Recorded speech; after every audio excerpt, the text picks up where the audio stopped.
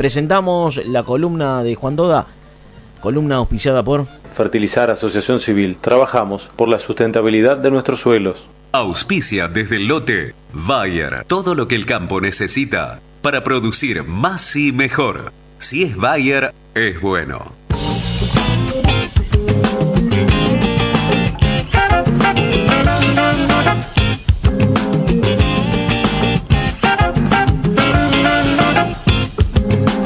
En la era de la robótica y la biotecnología, la gestión y el conocimiento agronómico son herramientas clave para ajustar los números del negocio agropecuario. Desde el lote, historias de vida que dejan huella de productor a productor. Juan, bienvenido, buenas tardes, ¿cómo estás?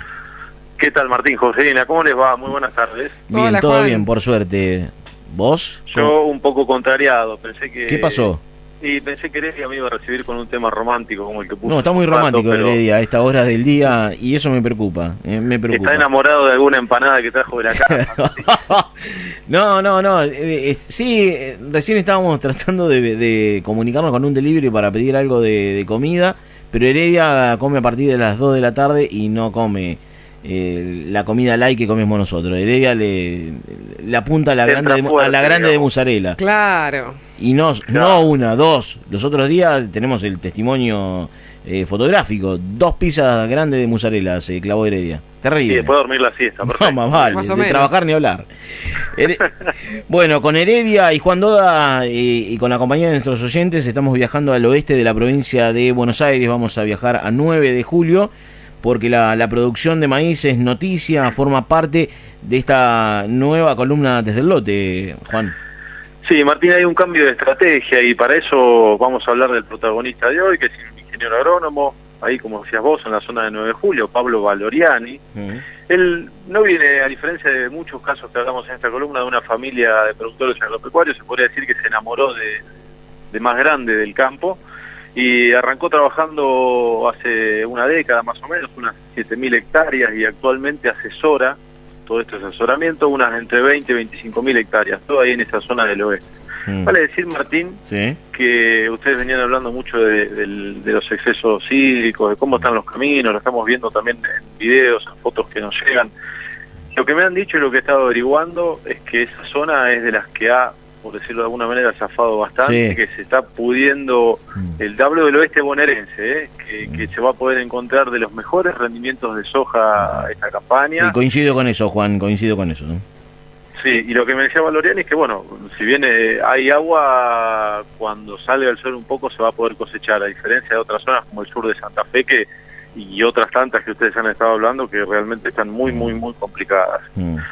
Bueno, me decía Valoriani un poco la evolución que ha tenido la zona de 9 de julio, como otras tantas, una zona que ha sido tradicionalmente más ganadera, pero que desde el influjo de la soja y de toda la biotecnología cargada en una semilla, ha podido crecer hacia un perfil un poco más agrícola, cosa que está bien porque son suelos de buen potencial, son suelos clase 1. Para que tengamos una idea, Martín, cuando se planifica el trigo ahí en la zona se apunta a unos 50, 55 quintales por hectárea. No obstante, esta campaña, me decía Pablo Valoriani, hubo muy buenos rendimientos en muchos lotes con 60 y 70. Decimos que se apunta a 50, 55, la cosa anduvo bien. Sí. En lo que respecta a los cultivos estivales, los de verano, los que se están por cosechar ahora, el maíz se apunta a unos 95, 100 quintales. El maíz tardío, que es uno de los temas claves de esta columna, se apunta a unos 75, 80 quintales, pero esta campaña también me decía Valoriani que hasta se puede pensar en un rendimiento superior, incluso la campaña pasada se lograron hasta 90, 100 quintales en ese maíz tardío, que, digamos, para explicarle a la audiencia, a los que no están familiarizados, es un maíz que se siembra un poco más tarde, que le escapa al periodo crítico donde no hay lluvias de fin de año, y entonces puede tener un mejor potencial cuando recibe agua en su periodo crítico, ese periodo en el que si no reciben agua los cultivos, todo empieza a ser menor en rendimiento. Sí.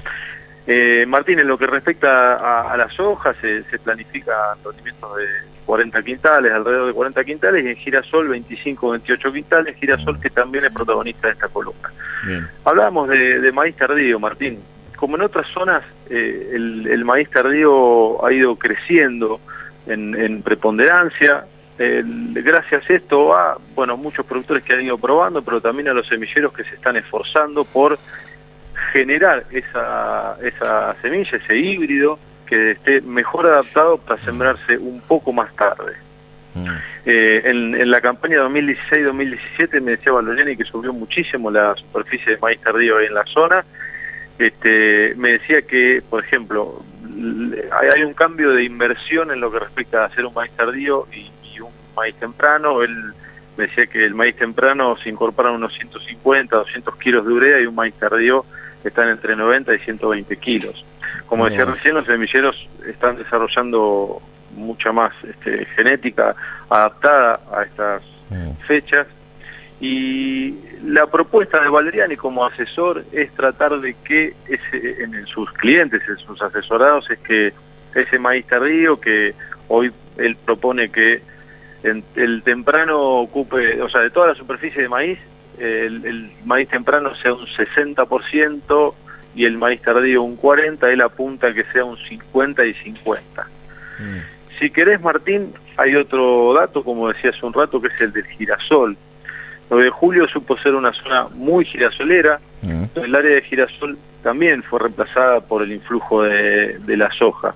Sí. Este año, sin embargo, y un poco también el año pasado, el girasol volvió a tallar. Seguramente este reordenamiento de lo que es la entrada del maíz tardío y de lo que es la vuelta del girasol tiene que ver con volver a pensar en las rotaciones, volver a pensar en la diversificación, y también, Martín, no nos olvidemos de que es un cultivo, tanto el maíz como el girasol, que quedaron sin retenciones.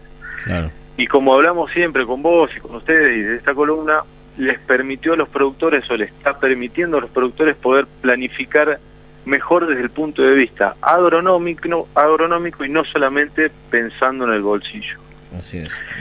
Si querés, Martín, lo podemos escuchar a Pablo Valoriani, decíamos asesor ahí en el oeste de la provincia de Buenos Aires. Sí, porque él plantea algo que hemos planteado en tu columna y también en otras ediciones de Melo junto al campo, Juan, que estamos en un escenario donde el productor volvió a invertir en tecnología, en todo lo que es el tema de insumos, pero fundamentalmente para lo que es el control de malezas, ¿no? Malezas, ese tema a resolver aquí en la Argentina, ¿no?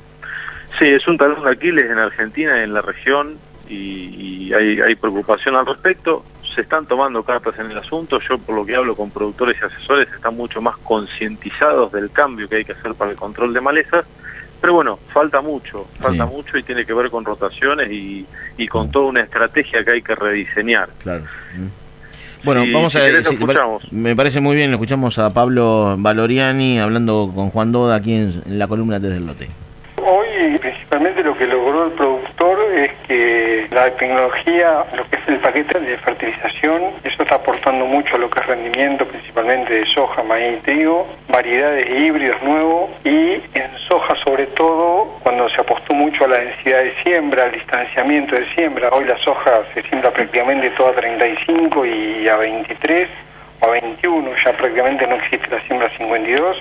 Entonces, cuando le sumás aporte de maquinarias, aporte de fertilización y de variedades, hace que los rendimientos sean cada vez mejores. Y el productor se fue adaptando cada vez más a la tecnología, y ni hablar a algo fundamental, que es los controles de maleza. El glifosato es un acompañante, porque ya los cultivos están acompañados todos de herbicidas residuales, de herbicidas específicos. Se está trabajando mucho con los herbicidas que trabajábamos antes con las hojas no transgénicas. Por ejemplo, hoy lo que te contaba, el tema de yuyo colorado, es algo que hace un año atrás costaba contarlo, parecía que íbamos a tener, los asesores íbamos a tener que hacer docencia, y hoy el productor ya tomó conciencia que es un grave problema que lo estamos viendo en todos los campos, como también ya estamos viendo el tema de raigras resistente.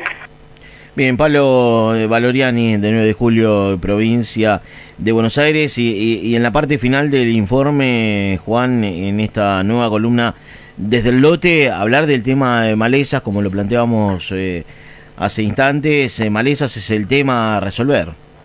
Sí, lo que él me decía es, en esta propuesta que hace de aumentar un poco la superficie de maíz tardío, el maíz tardío se cosecha más tarde, después del maíz tardío va soja de primera, y en este periodo que queda sin cultivo, incluso cuando el maíz todavía no se cosechó, ya empiezan a crecer algunas malezas que hay que ir atacando de alguna manera, y que hay que estar atentos para controlarlas.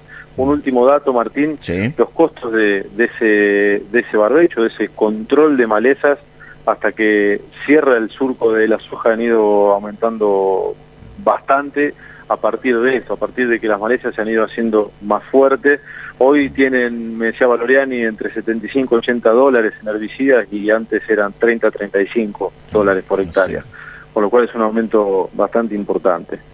Así que bueno, Martín, esto es un poco lo que teníamos para contarles para hoy.